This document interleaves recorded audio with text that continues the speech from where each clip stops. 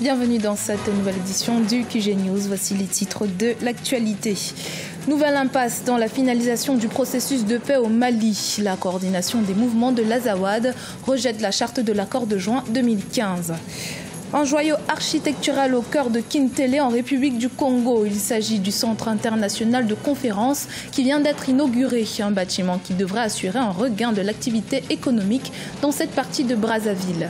Et puis l'industrie minière au Burkina Faso connaît un essor spectaculaire ces dernières années. En à peine 10 ans, les recettes ont été multipliées par 100. Nouveau coup dur pour le processus de paix au Mali. 2 ans après l'accord de juin 2015, la coordination des mouvements de l'Azawad rejette la charte qui ne saurait nullement l'engager. En effet, les représentants de la CMA ont boycotté la cérémonie de la remise au président malien Ibrahim Boubacar Keïta de la charte pour la paix, l'unité et la réconciliation nationale organisée ce mercredi 21 juin à Bamako. Le journaliste malien Draman Aliou Koné nous fait un point sur la situation. On l'écoute. Ça implique que le processus est mis en cause. Je pense que la charte en soi était un document qui devait être consensuel et qui a amené tout le Mali à s'inscrire dans la logique de la paix. Mais malheureusement, ce n'est pas le cas aujourd'hui parce que la partie, entre guillemets, la plus concernée par l'accord de paix a surtout existé la charte. Ça veut dire qu'on est toujours pas au départ. Bon, c'est pas surprenant parce que déjà, dans le processus d'évaluation de la charte, il y a eu des relatives parce que le moment de l'Azawad n'était pas d'accord de la manière dont l'accord a été organisé et l'ont fait savoir à son temps.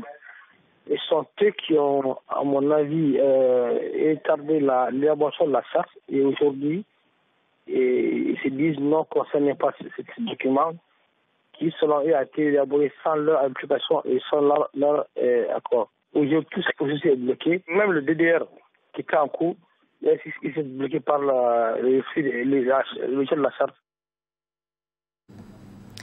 Placé sous le thème « Lutter contre la pauvreté pour une prospérité commune », le forum Afrique-Chine s'est ouvert ce mercredi 21 juin au siège de l'Union africaine à Addis Abeba en Éthiopie, à l'initiative conjointe de l'African Union Leadership Academy et de l'Université nationale chinoise de Zhejiang. Cette rencontre a pour objectif d'engager une réflexion sur les moyens à même d'éradiquer la pauvreté aussi bien en Afrique qu'en Chine. Au Congo, un centre international de conférences a été inauguré ce mercredi 21 juin à Kintélé, au nord de Brazzaville, en présence notamment du chef de l'État, Denis Sassou Nguesso. D'une superficie de 31 000 m², ce bâtiment est le fruit de la coopération économique entre la République du Congo et la Turquie par l'entremise de la banque Exim Bank. Reportage en correspondant d'Eva Panzou. Le Centre international de conférences de Kintélé a été inauguré ce mardi 20 juin 2017 par le président Denis Sassou Nguesso, accompagné du vice-premier ministre turc Numan Kurtulmus. Fruit d'un accord entre le Congo et la banque turque Exim Bank pour un coût des travaux de 134 milliards 471 millions de francs CFA, les travaux ont été exécutés par la société turque Suma International. Ce centre comprend entre autres une salle de conférence de 1500 sièges, une salle des présidents de 375 sièges, une salle des banquets d'une capacité de 1000 personnes, une salle de presse de 148 places, un parking pouvant accueillir 390 véhicules. Il comprend aussi un hôtel 4 étoiles construit sur 16 680 m² avec 200 chambres dont 6 suites présidentielles, un héliport, un court de tennis. La mise en valeur de ces somptueux complexes dont les atouts inestimables justifient l'attrait des touristes et ne manquera pas de participer évidemment à la diversification de l'économie tant souhaitée. Ici, par exemple, au cours d'une conférence internationale, le chef de l'État peut y recevoir ses pairs dans un espace adéquat de travail. Le centre de conférence international de Kintélé est l'un des précurseurs du futur centre-ville de Kintélé, situé à proximité du complexe sportif de la Concorde et offrant une vue sur le fleuve Congo. L'événement va conforter notre pays au rayonnement international pour lequel il aspire, parce que vous venez de mettre à la disposition de l'humanité et de l'élite intellectuelle ce somptueux ouvrage. Le centre de conférence international de Kintélé permettra la création de divers emplois. Il place le Congo sur la liste des pays pouvant abriter des grands rendez-vous internationaux tels que le sommet des chefs d'État africains. Notons que les travaux ont débuté le 11 août 2015 et se sont achevés en septembre 2016.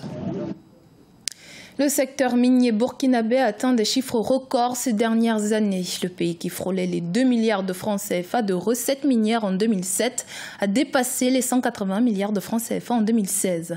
Et de l'aide Mirabel Bisson. Au Burkina Faso, le secteur minier connaît une croissance considérable ces dernières années. De 1,691 milliards de francs CFA en 2007, les recettes minières sont passées à 189,983 milliards de francs CFA en 2016. De 2008 à 2015, les mines ont contribué à hauteur de 1100 milliards de francs CFA au trésor public pour environ 144 tonnes d'or produites. Les dernières statistiques indiquent que la moyenne des contributions sur les 3 dernières années est de 175 milliards de francs CFA par an. Il y a eu de nouvelles mines qui sont entrées en production, soit qui ont démarré donc les travaux. C'est l'exemple par exemple de la mine de Houndé, où l'État qui a été lancé en juin 2016. Il y a comme aussi la mine de Bagassi à Yomakouko. Donc ce sont ces nouvelles mines, je pense, à mon avis, qui ont donc dopé un peu, si vous voulez, le chiffre d'affaires des sociétés dans ce secteur.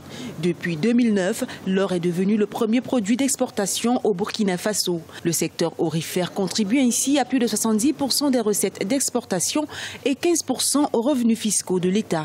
Ces dernières années, la contribution de l'or dans le produit intérieur brut est comprise entre 7 et 10%. La croissance observée dans le secteur minier burkinabé est en partie due aux opportunités d'affaires qui s'expliquent aussi par les réformes apportées dans ce secteur.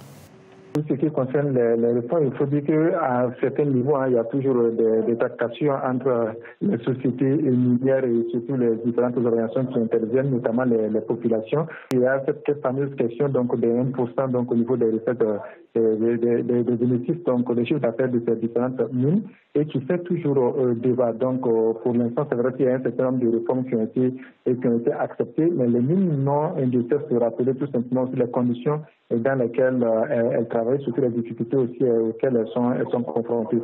Le dynamisme du secteur se mesure par le nombre de permis et d'autorisations miniers octroyés dans le pays. Le Burkina Faso a un potentiel minier important sur le continent car il enregistre 21% des roches favorables de l'Afrique de l'Ouest.